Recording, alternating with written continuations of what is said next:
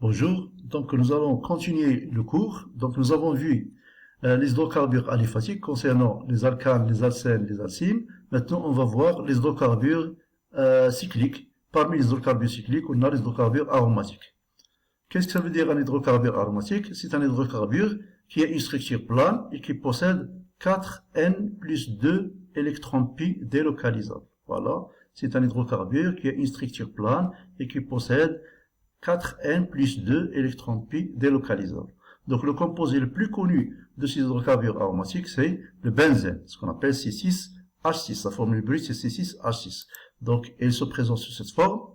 Donc regardez, il y a ici une délocalisation des électrons pi. Donc comme on peut noter le benzène sous cette forme avec un noyau aromatique. La réaction qui se fait sur le benzène, c'est une réaction de substitution électrophile. La réaction qui se fait sur le benzène, sur le composé aromatique, ce sont des réactions de substitution électrophile. Donc comment ça se fait? Donc il y a deux étapes. La première étape, c'est l'attaque électrophile, de l'électrophile, avec formation d'un hybride de résonance, où la charge positive est répartie sur l'ensemble du cycle. Donc je peux mettre la charge positive ici, comme je peux la mettre ici, comme je peux la mettre ici, comme je peux la mettre ici, comme je peux la mettre ici. La deuxième étape, c'est on va régénérer notre cycle aromatique par libération de ce proton-là. Donc on va régénérer notre cycle par libération de ce proton. Regardez, donc voilà, et la régénération de notre cycle aromatique par libération de ce proton. Donc c'est une réaction de substitution électrophile. Voilà la réaction générale. Donc maintenant, je vais essayer de vous donner quelques réactions les plus courantes concernant les composés aromatiques. On va commencer par la réaction de nitration. Donc il consiste à réagir l'acide nitrique sur le benzène en présence d'un catalyseur qui est l'acide sulfurique pour obtenir ce qu'on appelle le nitrobenzène. Mais comment ça se fait? Il faut tout d'abord préparer l'électrophile par réaction de HNO3 sur H2SO4. Donc on doit préparer l'électrophile comme ça.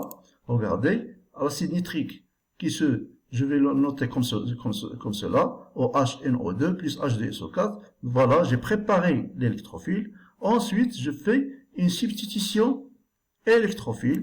On va substituer un hydrogène par NO2+. Et je vais obtenir le nitrobenzène. Voilà, le nitrobenzène, c'est une réaction de substitution électrophile.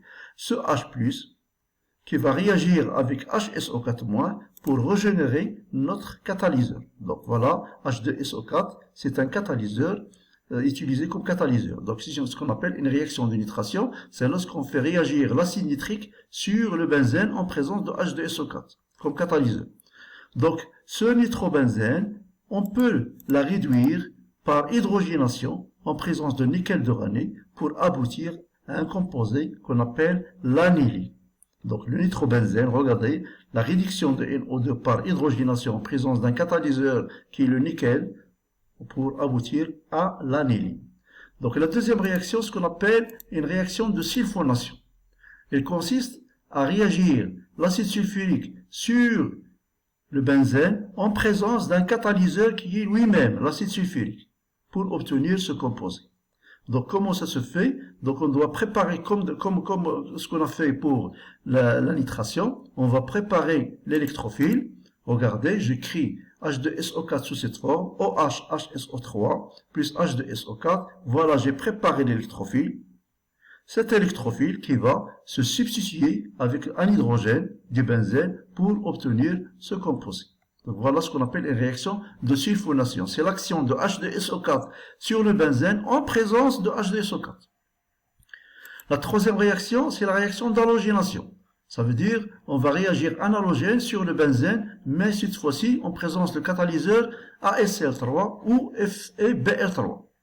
Donc comme ce que nous avons fait sur la nitration et la sulfonation, on va préparer tout d'abord l'électrophile, Cl2, plus ASCl3, ça donne ASCl4- plus l'électrophile qui est Cl+.